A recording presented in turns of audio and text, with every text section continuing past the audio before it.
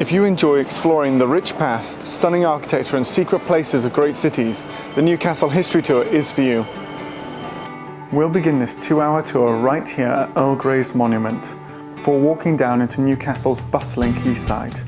We will then take you up through the old medieval quayside to the Newcastle's castle and big market, before finishing up back at Earl Grey's Monument.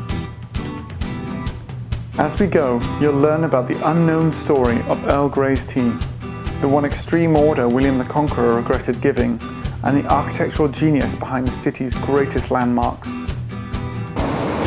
If this sounds good to you, book your place on the Newcastle History Tour today at ilestours.co.uk. We can't wait to share the city's remarkable story with you.